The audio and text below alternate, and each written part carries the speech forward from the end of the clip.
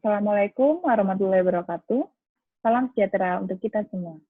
Pada kesempatan kali ini, saya Aktiviana dari kelas eksekutif MBA 34, Magister Manajemen, Fakultas Ekonomika dan Bisnis, Universitas Gadjah Mada akan memaparkan terkait dengan analisis faktor lingkungan eksternal yang mempengaruhi kegiatan bisnis di PT Albasia Batang Sejahtera.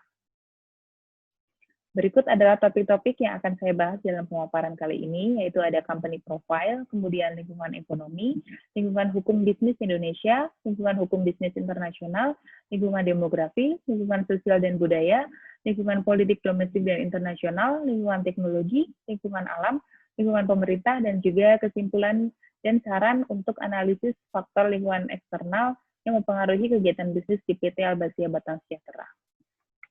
Kemudian kita lanjut ke company profile dari PT Albasia Batang Sejahtera. Berikut adalah foto tampak depan dari PT Albasia Batang Sejahtera, di mana PT ini berdiri sejak tahun 2014 dan merupakan industri manufaktur di bidang kayu olahan.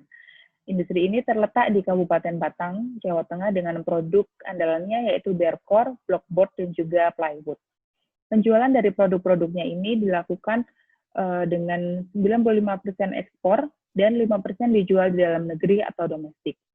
PT Albasia Batang Sejahtera ini memiliki beberapa sertifikasi, diantaranya yaitu sertifikasi legal, di mana menandakan bahwa PT Albasia Batang Sejahtera sudah menggunakan bahan baku dari kayu dari hutan yang legal. Kemudian sertifikasi EPA atau US EPA, yaitu United States Environmental Protection Agency, di mana menandakan bahwa produk yang dihasilkan oleh PT Albasia Batang Sejahtera ini sudah sesuai dengan emisi dari US EPA. Kemudian ada sertifikasi ARB atau California Air Resources Board, di mana menandakan bahwa produk yang dihasilkan sudah sesuai dengan emisi yang diharuskan untuk masuk ke dalam negara bagian California.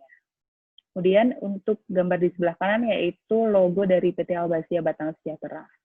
Berikut adalah produk-produk yang diproduksi oleh PT Albasia Batang Sejahtera, yaitu untuk yang sebelah kiri itu ada Berkor, kemudian ada Blockboard, dan juga plywood. Kemudian berikut adalah daftar negara tujuan ekspor dari PT Albasia Batang Sejahtera. Untuk kita bisa melihat untuk di benua Asia, yaitu terdapat beberapa negara untuk tujuan ekspornya, yaitu Singapura, Malaysia, Taiwan, kemudian China, India, dan juga Kuwait. Kemudian untuk di benua Amerika, yaitu ada di Amerika Serikat dan juga Meksiko. Kemudian kita masuk ke faktor lingkungan ekonomi. Pada faktor lingkungan ekonomi ini, aspek yang sedang berlangsung yaitu ekspor jenis kayu dan kayu olahan menyumbang 2,5% dari total ekspor sektor non-migas di Indonesia dan 1,51% dari total ekspor seluruh sektor. Data ini saya dapatkan dari Kementerian Perindustrian dan Perdagangan Republik Indonesia. Kemudian aspek yang kedua yaitu adanya prediksi pertumbuhan ekonomi Indonesia pada tahun 2021, yaitu meningkat sekitar 4,5% sampai dengan 5,5%. Kemudian untuk di negara Asia Pasifik juga diproyeksikan melambung mencapai 5,4%, di mana pada tahun 2020 ini terjadi penurunan laju pertumbuhan ekonomi dikarenakan adanya pandemi COVID-19. Kemudian peluang dari aspek-aspek pada lingkungan ekonomi ini yang dapat diambil oleh PT ABS yaitu adanya optimisme proyeksi pertumbuhan ekonomi yang melambung di tahun 2021 yang mendorong PT ABS untuk meningkatkan kinerja dan produktivitasnya. Karena dengan adanya pertumbuhan ekonomi yang tinggi, maka juga diprediksikan adanya kebutuhan dari produk-produk yang akan dijual yaitu akan meningkat. Kemudian adanya dukungan pemerintah untuk meningkatkan kegiatan ekspor sehingga PT ABS ini memiliki sebuah lampu hijau untuk melakukan ekspornya. Kemudian ancaman dari lingkungan ekonomi ini karena adanya proyeksi, adanya peningkatan pertumbuhan ekonomi yang berdampak pada peningkatan permintaan barang, maka akan terjadi kekurangan bahan baku atau kelangkaan bahan baku karena banyaknya pesaing di industri yang sama yang memperebutkan bahan baku. Kemudian implikasi atau strategi yang dapat dilakukan yaitu melakukan ekspansi pasar internasionalnya sehingga memperbanyak jumlah konsumen dan mengurangi kemungkinan adanya monopoli pasar.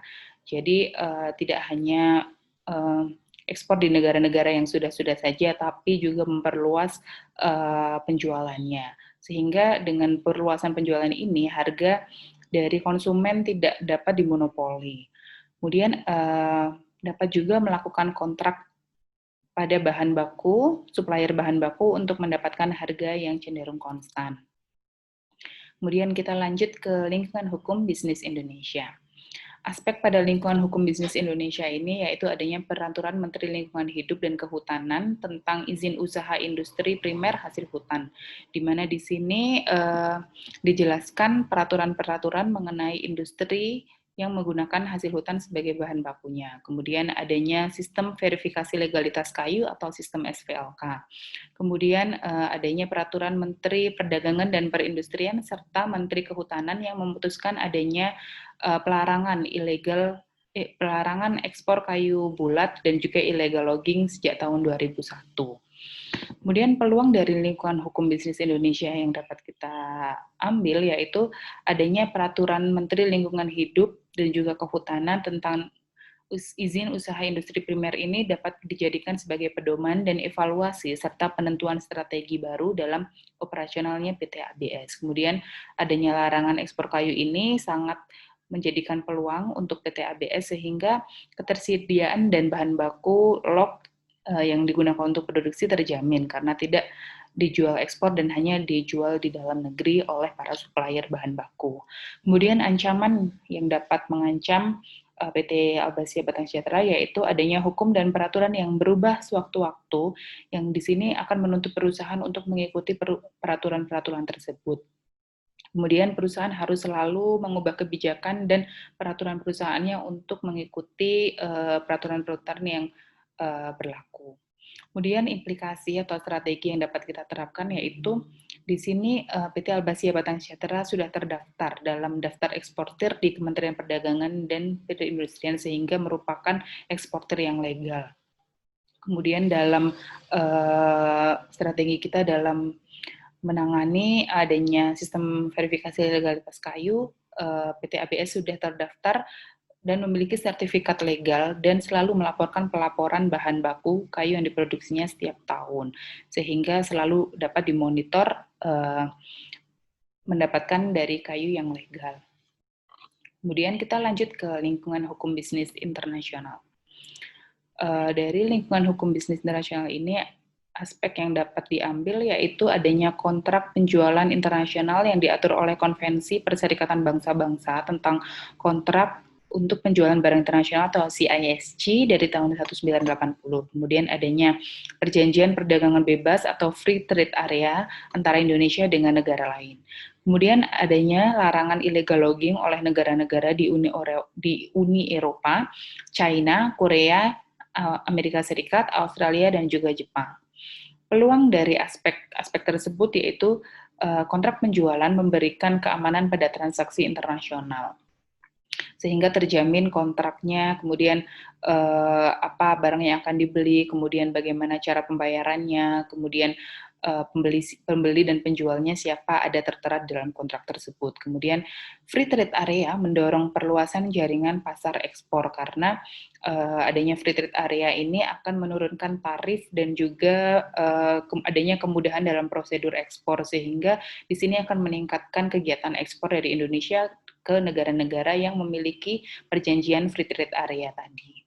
Kemudian adanya peraturan pelarangan illegal logging dari negara-negara yang tadi saya sebutkan mendorong ekspor dari PT ABS karena perusahaan sudah memiliki sertifikat legal. Jadi sudah tidak khawatir lagi untuk melakukan ekspor ke negara-negara tersebut karena sudah mengantongi perizinan yang legal. Kemudian ancaman dari aspek hukum bisnis internasional ini yaitu adanya free trade area perjanjian.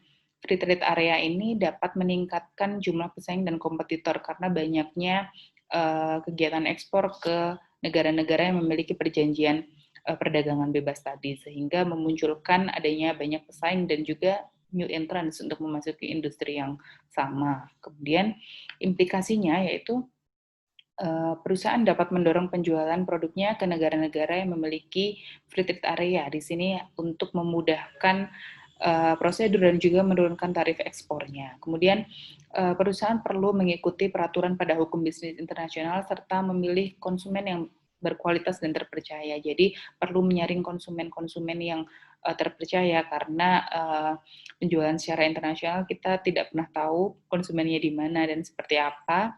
Jadi kita perlu mewaspadai hal ini. Jadi perlu menyaring konsumen-konsumen yang didapatkan. Kemudian harusnya adanya peningkatan kualitas produk dan menambah sertifikat lainnya seperti yang tadi sertifikat CARB, USEPA itu merupakan sertifikat-sertifikat yang harus didapatkan oleh PT ABS untuk masuk ke dalam pasar Amerika dan juga negara bagian California. Sebagai rekomendasi dapat juga melakukan sertifikasi yang lainnya untuk bisa memasuki pasar-pasar baru.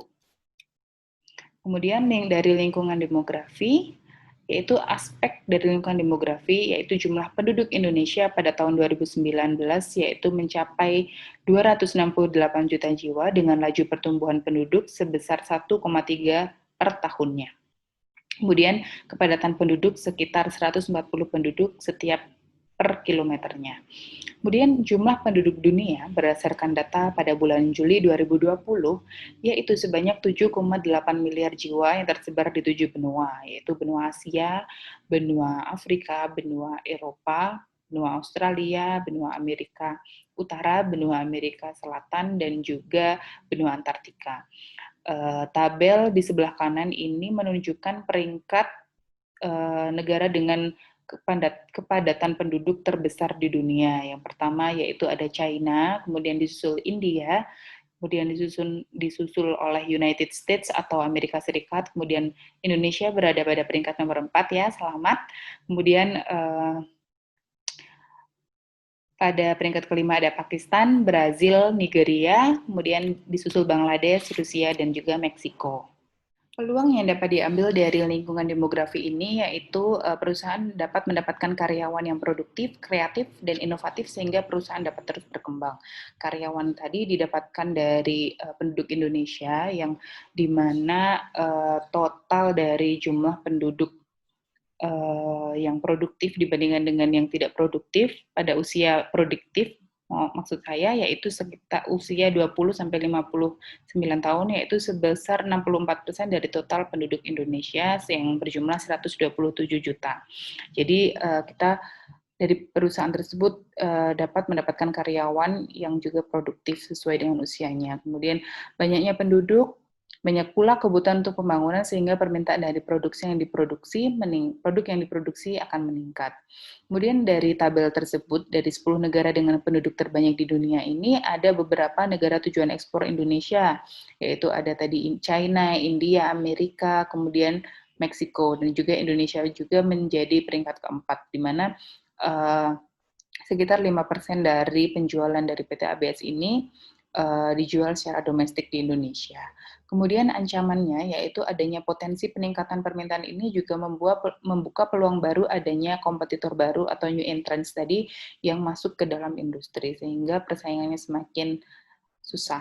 Kemudian implikasinya yaitu dilakukan diferensiasi pada produk-produk yang diproduksi. Kemudian perusahaan perlu melihat adanya tren permintaan pasar sehingga dapat memproduksi produk yang sedang diinginkan oleh pasar dan sedang tren pada saat itu. Kemudian perusahaan perlu memiliki brand image tertentu yang membedakan produknya dengan produk kompetitor. Kemudian lanjut ke lingkungan sosial dan budaya, yaitu aspek pada lingkungan sosial dan budaya yaitu adanya era globalisasi yang menuntut adanya perubahan paradigma lama dalam segala bidang.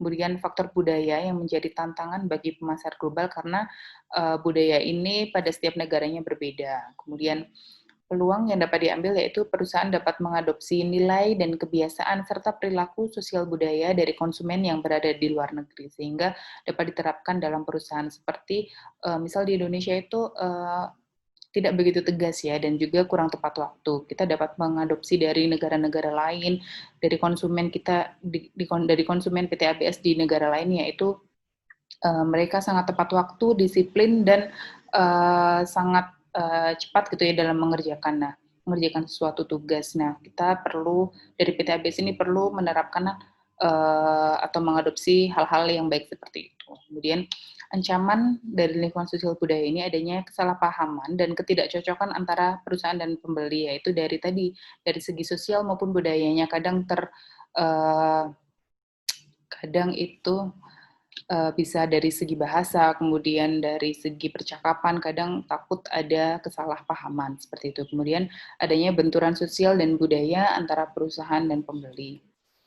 Kemudian adanya dari peluang dan ancaman ini, perusahaan perlu menerapkan nilai-nilai sosial dan budaya yang cocok dan baik dan dapat diterapkan ke dalam perusahaan untuk memajukan perusahaan seperti tadi apabila bisa mengadopsi dari tepat waktunya, kemudian disiplinnya, dan lain-lainnya yang baik-baik dan dapat membangun PT ABS itu sendiri. Kemudian lanjut ke lingkungan politik domestik dan internasional.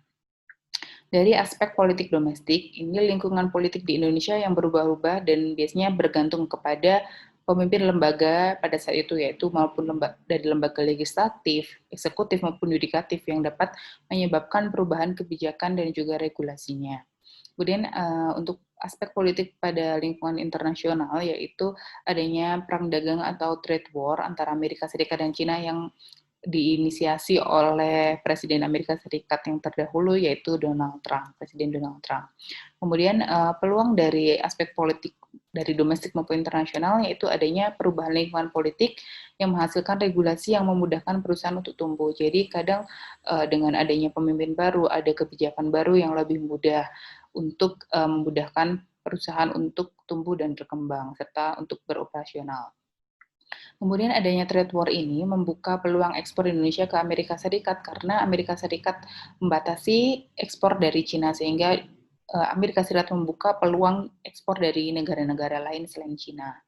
Kemudian ancamannya yaitu lingkungan politik yang berubah ini harus membuat perusahaan untuk mengikuti peraturan yang berlaku. Jadi perusahaan harus selalu membuat kebijakan atau peraturan baru mengikuti kebijakan yang ada. Kemudian adanya trade war ini membuat Cina mengurangi peluang ekspor Indonesia ke Cina, sedangkan di sini ekspor Indonesia itu banyaknya ke Cina. Jadi dengan adanya trade war ini, Amerika Serikat memblok Cina, kemudian Cina memblok negara-negara yang mengekspor produknya ke Cina. Salah satunya itu negara Indonesia.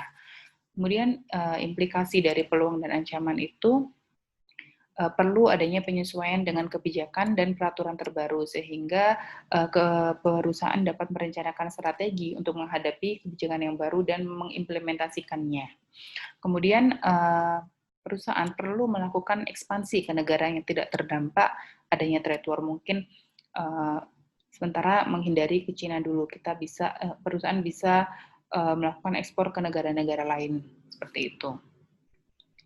Kemudian dari lingkungan teknologi. Aspek dari lingkungan teknologi ini yaitu adanya perkembangan teknologi dan perkembangan revolusi industri 4.0.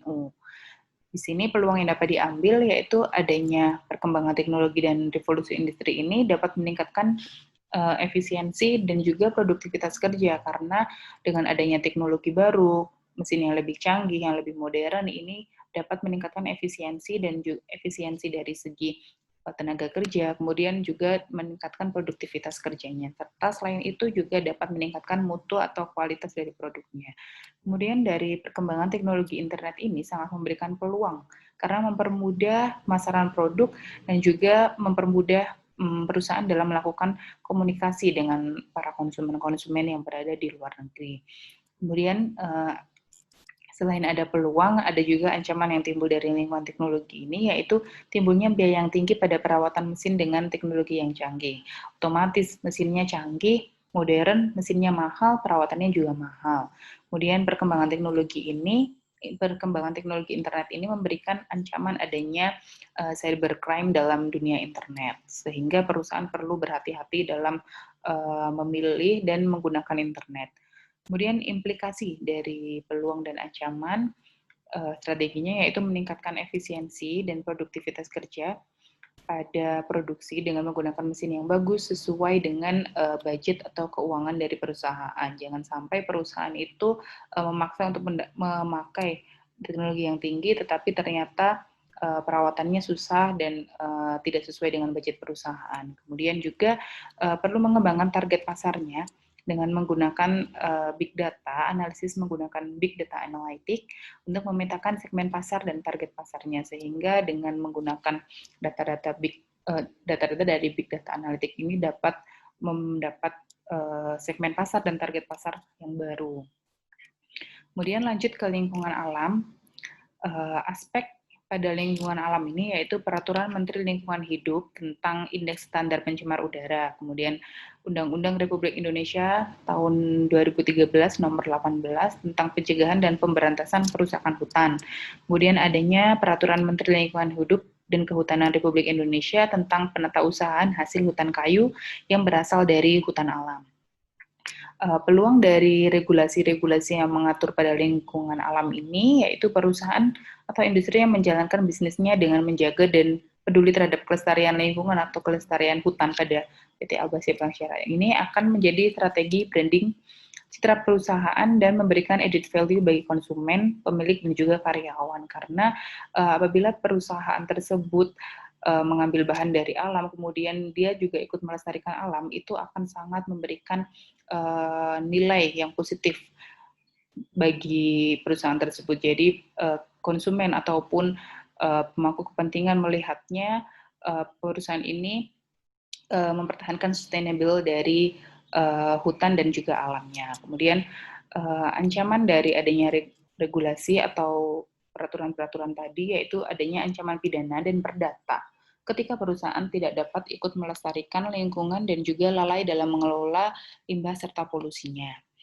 Dari peluang dan ancaman ini, perusahaan perlu ikut serta melestarikan lingkungan yang akan menambah citra perusahaan dan juga karyawan serta pemiliknya. Kemudian perusahaan perlu melakukan pelaporan terkait dengan polusi dan limbah setiap setahun sekali, dan ini memang merupakan kewajiban untuk memonitoring polusi dan limbah yang dihasilkan. Kemudian perusahaan harus memiliki sertifikat legal tadi seperti dokumen fee legal sehingga ikut dalam melestarikan hutan. Jadi apabila kita sudah memiliki sertifikat legal berarti bahan baku yang diproduksinya itu legal dan berasal dari hutan yang terdaftar. Jadi tidak hanya memotong tapi kita juga melakukan penanaman kembali.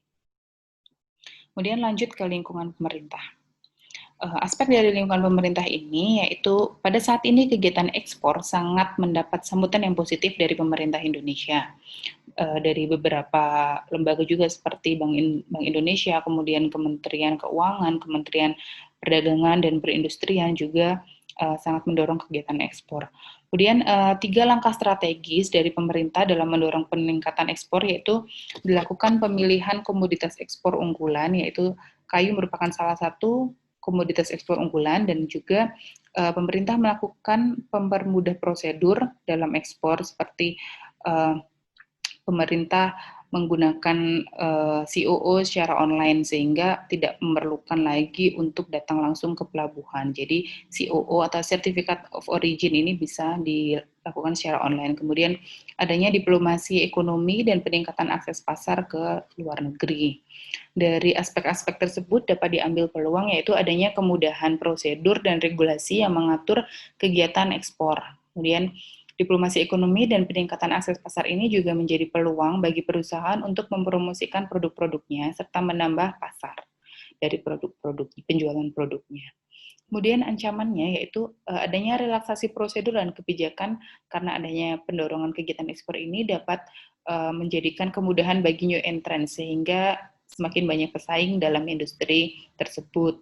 Kemudian adanya pesaing baru akan menurunkan harga karena terlalu banyak pesaing padahal konsumennya tetap sama. Jadi harganya akan turun karena permintaan lebih sedikit daripada penawaran. Kemudian dari peluang dan ancaman ini dapat dilakukan strategi yaitu perusahaan harus dapat meningkatkan kinerja dan produktivitasnya karena adanya kemudahan kebijakan dan regulasi serta ada dorongan ini. Jadi bagaimana caranya? Perusahaan harus memaksimalkan semua aspek yang ada untuk meningkatkan kinerja dan produktivitasnya. Kemudian tumbuhnya new entrants dalam industri jenis akan membuat persaingan, sehingga perusahaan perlu melakukan inovasi dan memberikan added value pada produknya. Serta hal itu akan menjadi poin lebih dibandingkan para kompetitornya. Kemudian kita akhirnya sampai kepada kesimpulan, yaitu faktor-faktor lingkungan eksternal yang mempengaruhi kegiatan bisnis yang dilakukan oleh PT Albasia Batang Citara, yaitu faktor lingkungan ekonomi, lingkungan hukum bisnis Indonesia, lingkungan hukum bisnis internasional, lingkungan politik domestik dan internasional, lingkungan teknologi, dan juga lingkungan pemerintah. Sedangkan untuk lingkungan demografi dan lingkungan sosial dan budaya tidak terlalu memiliki pengaruh yang besar dalam kegiatan bisnis yang dilakukan oleh PT Albasia Batang Sejahtera. Kemudian saran untuk dari kami untuk PT Albasia Sejahtera yaitu dari peluang dan ancaman pada pada 9 faktor lingkungan eksternal. Strategi yang dapat diimplementasikan yaitu memanfaatkan dorongan dan kemudahan dari pemerintah untuk memperluas pasar ekspor untuk memperbanyak. Saran yang dapat diambil yaitu dari peluang dan ancaman pada 9 faktor lingkungan eksternal. Strategi yang dapat diimplementasikan oleh perusahaan yaitu memanfaatkan dorongan dan kemudahan dari pemerintah untuk memperluas pasar ekspor untuk memperbanyak konsumen dan menghindari adanya monopoli harga. Kemudian melakukan produksi dengan mesin yang modern yang sesuai dengan kebutuhan industri dan juga sesuai dengan keuangan industri untuk meningkatkan produktivitas dan juga efisiensinya. Kemudian perlu dilakukan peningkatan kualitas dan brand image dari produk olahan kayu untuk memberikan nilai lebih dan menjadi pembeda dari kompetitor lainnya. Sekian pemaparan terkait dengan analisis faktor lingkungan eksternal yang mempengaruhi kegiatan bisnis di PT Albasia Batang Sejahtera. Saya, Aktiviana, mohon maaf sebesar-besarnya apabila ada kesalahan kata atau kata-kata yang kurang berkenan. Saya juga mengucapkan terima kasih kepada Bapak Syaiful Ali, MIS PhD, selaku dosen pengampu mata kuliah General Business Environment. Sekian dari saya, wabillahi taufiq wal hidayah. Wassalamualaikum warahmatullahi wabarakatuh.